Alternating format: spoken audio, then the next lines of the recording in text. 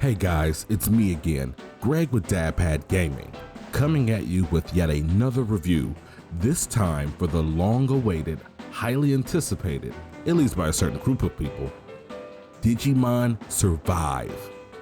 Developed by Hyde and published by Bandai Namco. To be real, Digimon Survive is not a game that was on my radar at all. I have previously delved into just about every other Digimon game, and I was initially excited for Digimon Survive. However, tactical RPGs have never been my cup of tea. But despite the fact that I do not like this particular genre, I'm here to bring you the goods, so let's get into it. So, of course, we always ask first, what exactly is Digimon Survive? Simply put, it is a visual novel disguised as a tactical RPG game. And for good measure, there's a little bit of social simulation sprinkled on top. Now, as for the story, we've got our traditional Digi-Destined storyline that you would imagine from any other Digimon story or TV show, anime, or even manga out there. You assume the role of Takuma, a middle school kid who is set to go on a camping trip with his school. When some of Takuma's classmates meet a young local at the campsite by the name of Miyu, things go left. Miyu convinces a handful of kids from Takuma's class to go off the beaten path. Shortly after that, Kaito, who is Miyu's big brother, comes looking for Miyu. Once this happens, Takuma and his core group of friends decide to help Kaito, which leads to them getting lost and eventually waking up in a mysterious world filled with Digimon. And quite honestly, this is about where all the normal tropes of Digimon begin and end. Let's get into all of the good things that Digimon Survive does. The greatest thing that Digimon Survive does, simply put, is its narrative. I cannot stress enough how good the story is. They've really gone out of their way to give you real characters that you may like or genuinely dislike. They grow, they change, they suffer, they go through grief, and so much more. It is such an interesting character study. Each character really does have their own motivations, their own past, their own tendencies, their own habits, and through learning each character through optional conversations, you truly understand each character, which comes in handy because this game forces you to make lots of decisions. I mean, a lot of decisions. And with a lot of those, it can determine the moral of the group, it can determine the affinity and the friendship level that you have with these characters, which can determine evolution types of each one of your teammates, including your main character, as well as who lives and dies. Yeah, that's right, you heard me, who lives and dies. One of the biggest things that any fan of both Pokemon and Digimon will always tell you is, Digimon chose to grow up with its audience, and Digimon Survive is the shining example of what that statement actually means. In this game, we explore more mature themes. For instance, you see some Digi-Destined that are actually afraid of their Digimon partners, some that become frustrated with their lack of ability to evolve and help in battle. There's verbal abuse, physical abuse. There's mourning of characters' death and exploring ways that maybe you could avoid those issues. And throughout all of this, the decisions you make drive the way that the game turns out. I was shocked when I talked to a good friend of mine who had a story that played out completely different than mine and had a different set of characters that died by the end of the game. Your decisions run everything here, and some of them are very difficult.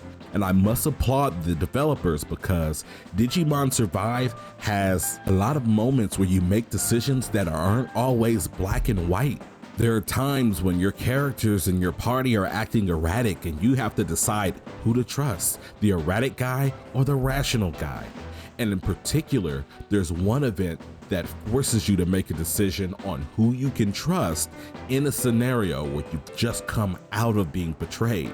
And the game and the party members also remind you, hey, Takuma, we've been betrayed before. Is this person someone that we should put our trust in? And in those moments, I found myself almost sweating at the palms, trying to make the right decision to protect everyone within my party. What makes these decisions so stressful is the game gets you accustomed to making decisions and you don't think anything of them. But by the first time that you lose one of your friends and you realize that all of these decisions will lead to the path that you go down for the rest of the game, everything changes. And from that moment forward, you don't want to make a decision on the fly without really considering your characters, their temperaments, and what they ask of you. Interesting enough, sometimes making the right decision in that moment may not completely feel like the right decision. And it's these moments that help you to connect and also sympathize with Takuma on his reluctant path to become the elected leader of these lost children who are trying to survive. And while there are a lot of desperate moments where you are reminded that this is a life or death situation for these kids, they actually do a good job of sprinkling in a little bit of fun, banter, and shenanigans from time to time. One that stands out to me is, if you have a sharp ear, you can actually hear there's a hentai joke in this game. Localized text that we read refers to it as deviant or deviancy. However, if you listen to the actual Japanese voice actors, you can hear them and they say it hentai, hentai, like 10 times. It's crazy. And it's pretty funny because the reaction that the characters give you around this conversation, even in the localized text for English, you kind of get the hint here, and it's a pretty fun moment where you realize that no matter how desperate this situation is, we're still dealing with kids here, and it's lighthearted and fun.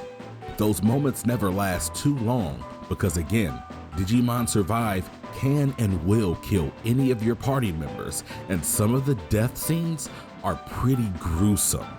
And while artistic decisions leave those deaths up to your own imagination, you get the picture and it's never a pretty one. Now, speaking of pictures that aren't so pretty, not everything about Digimon Survive is good. For starters, there's no English voice acting here. Now, for me personally, not a big deal. However, not everyone is used to watching anime and reading subtitles, and for this to be a visual novel that is Japanese voice for about 90% of the game, it'd be nice if you have the option to listen to some of these conversations. But even then, because the Japanese voice cast is so excellent, it's very easy to pick up on the tone of each conversation, so that way you can kind of deliver it on your own within your mind. But again, I know for a fact that not everyone is down with the subtitle and reading 70% of a 60-hour game.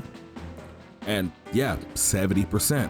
If I had to break this down, this game would be divided of roughly about 70% dialogue and reading, 30% actual battles. So again, that could be a big ask, especially in the beginning of the game, where Digimon Survive struggles with a huge issue with pacing. I didn't time it, but if I had to guess, there's about 3 to 5 hours before you actually have your first real battle. And up until that point, you're doing a lot of reading and minimal tutorial battles. And it was a struggle.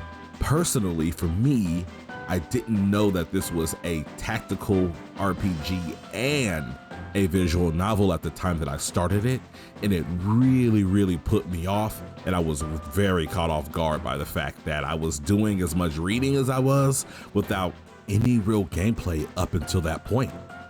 And there's really only 2 types of gameplay. The first is more or less a point and click adventure. You can select from a map that'll give you multiple locations. You go to location and you hover around different items and hit X to engage in conversation or to investigate the item. Investigating the right area can trigger conversations, and sometimes in using your phone, you can find hidden digital items that can help your Digimon, or sometimes help you to find hidden Digimon that may yield some really sweet loot if defeated. And the other portion of gameplay is, simply put, battling. The cool thing about battling is there are no random battles other than a couple random hidden Digimon you find while exploring. Most of the battles you'll have will actually be by choice. So it's actually up to you as the player to decide when to battle, when to grind up for those boss battles. And while battles are usually fine, they can be a bit annoying, as some Digimon have the tendency to run across the map.